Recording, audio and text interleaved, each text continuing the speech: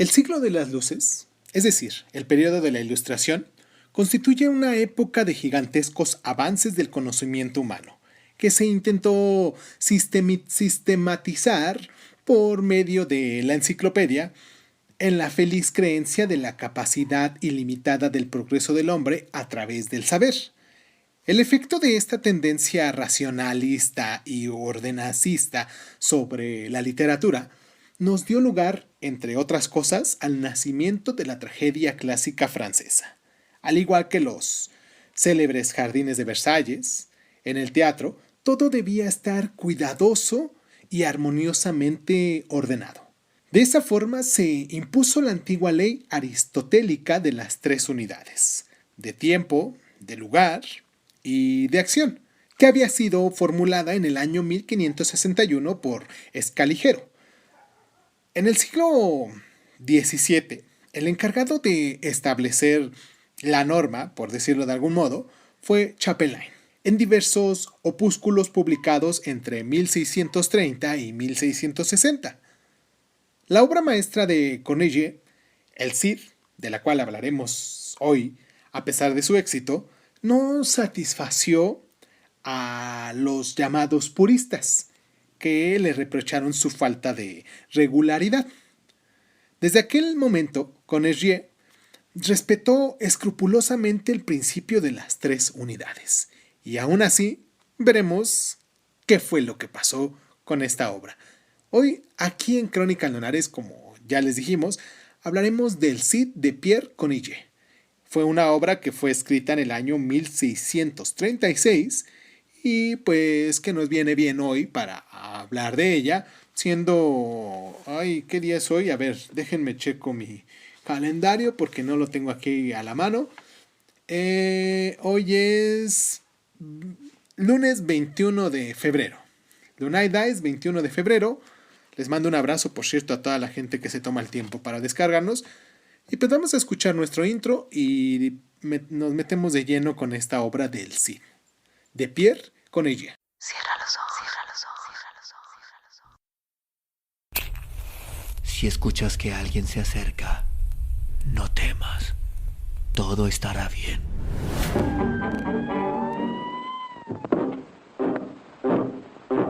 Oh, I'm going down to St. James's Park.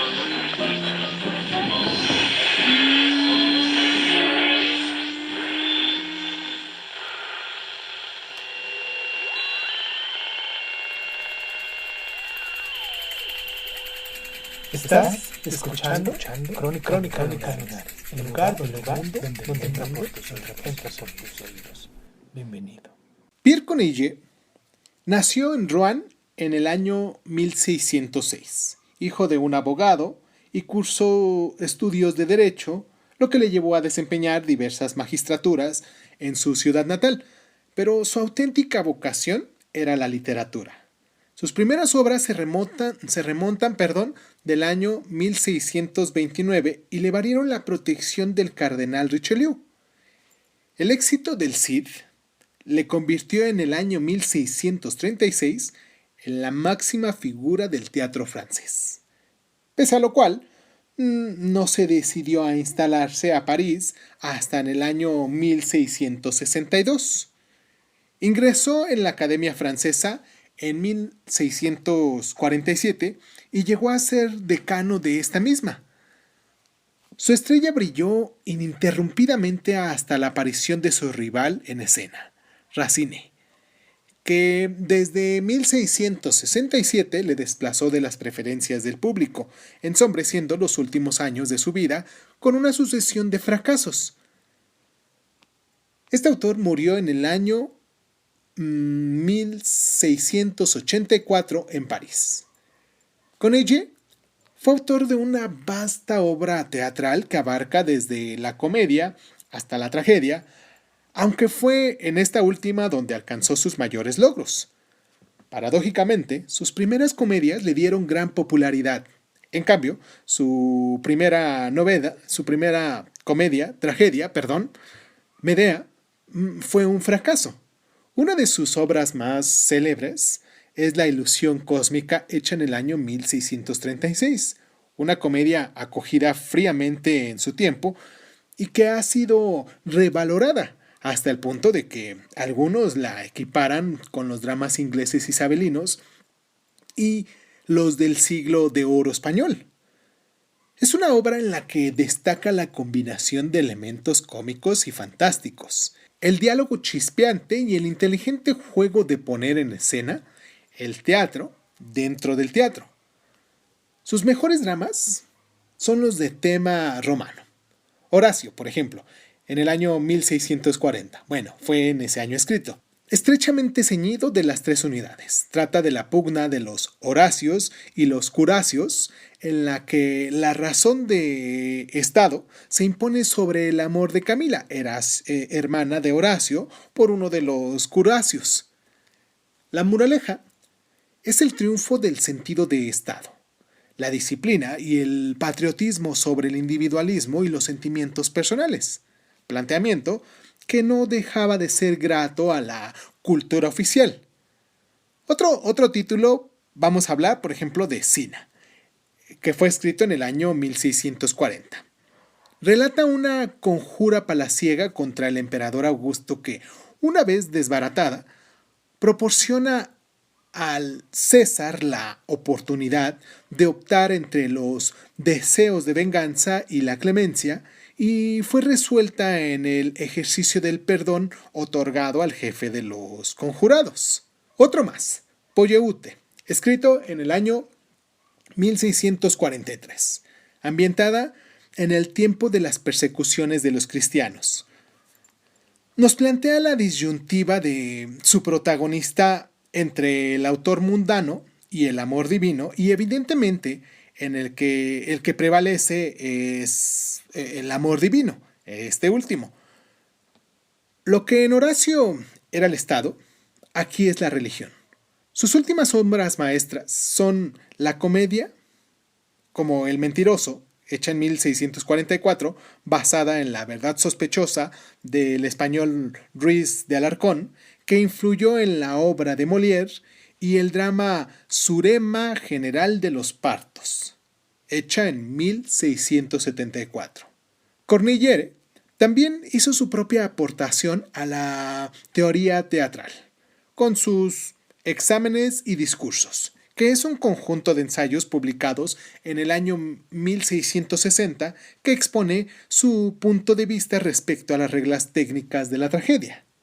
Vamos a hacer nuestra primera pausa aquí a continuación para meternos de lleno con esto de los argumentos y los personajes de la obra que vamos a hablar el día de hoy, el Cid. Y pues los dejo a continuación con la pausa, la pequeña pausa que vamos a hacer. Pero antes que nada quiero recordarles nuestras plataformas donde nos pueden encontrar como Crónica Lunares de Zoom, en Facebook, en Instagram y en YouTube.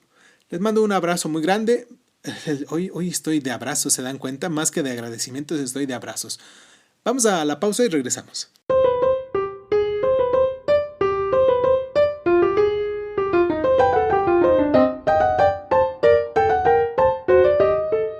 El argumento del Cid está tomado de una famosa obra del español Guillén de Castro, Las Mocedades del Cid. Se trata de una tragedia en 5 actos que, al igual que en Horacio y Polleute, plantea la disyuntiva entre dos fuerzas antagónicas, en este caso el amor y el honor. Resuelta una vez más a favor del sentimiento menos individualista y más elevado, evidentemente el honor. El padre de doña Jimena ha ultrajado por motivos insignificantes al padre de Rodrigo, el Cid, que a causa de su avanzada edad no puede defenderse por sí mismo, y pide a su hijo que restaure el honor mancillado. Rodrigo se debate entre su amor por doña Jimena y el honor familiar.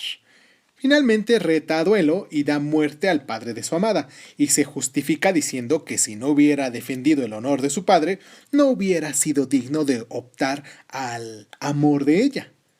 La misma razón impulsa a Jimena a vengar a su padre, y elige para ello a un paladín que reta a duelo a Rodrigo, pero lo hace con el corazón desgarrado. ante la posibilidad de que el resultado de la justa sea adverso al hombre que ama.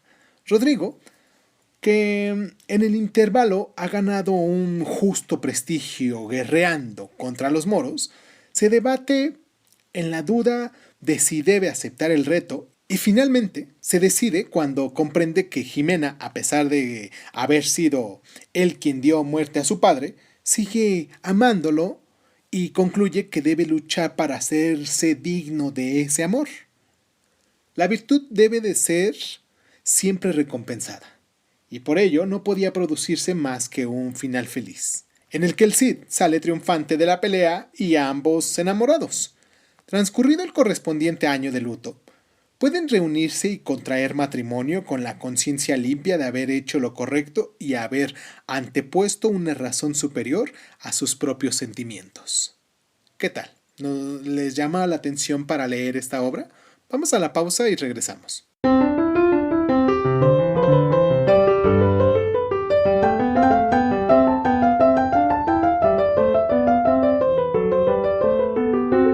Uno de los grandes hallazgos de Correggere es la creación de un tipo de héroe cuya caracterización psicológica se ha mantenido incólume hasta nuestros días.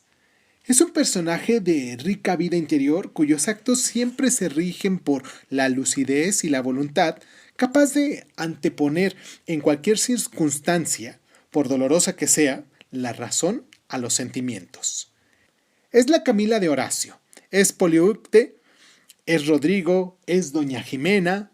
En este sentido, Correggere es un moralista que introduce en sus obras una razón ética para educar en ella al espectador.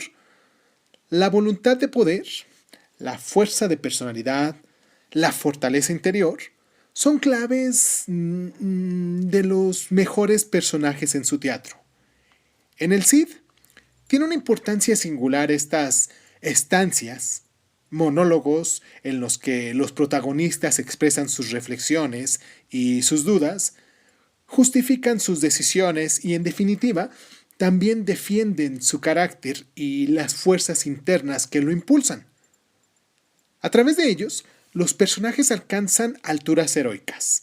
La renuncia a los más íntimos deseos impulsadas por la reacia voluntad de rectitud constituye la más poderosa fuerza que atesoran.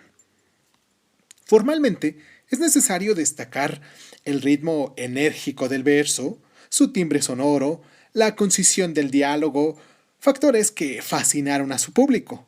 La crítica actual, sin embargo, se lamenta de el encorsetamiento clasista de su teatro, ceñido irremediablemente a las 3 unidades, con verdadera disciplina estilística y entregado a una temática elevada y moral, y se pregunta a dónde hubiera llegado Correggere de haber seguido explotando los caminos que abrió en sus primeras comedias. Imaginemos, ¿no? Vamos a hacer esta pequeña pausa, no sin antes recordarles dónde nos pueden descargar y que me gustaría mucho que nos dejaran sus mensajitos o que pues, nos apoyaran dándole like o que nos compartieran, porque de ese modo ayudas tú a este programa. Y pues nos pueden encontrar en eBooks, en Anchor, en Breaker Audio, en Google Podcast, en Apple Podcast, en Overcast, en Radio Republic, en Spotify, en TuneIn, en YouTube, en SoundCloud, en Spreaker. En esas plataformas es donde, ahorita lo dije de corridito y hasta me quedé trabado. Dije, ¿y qué más me faltó? Creo que ninguna más. Y en esas plataformas son donde nos pueden descargar, donde nos pueden escuchar, donde en algunas de ellas tienen opción para podernos dejar sus mensajes. Y si no, pues me gustaría mucho que compartieran este programa o los programas que tú estés escuchando, no importa. Recuerden que tenemos diferentes programas de lunes a viernes, de lunes a domingo. Todos los días tenemos programa. Y pues nada, vamos a la pausa y regresamos con estas curiosidades que me encontré al hacer la investigación de esta obra. Vamos y regresamos.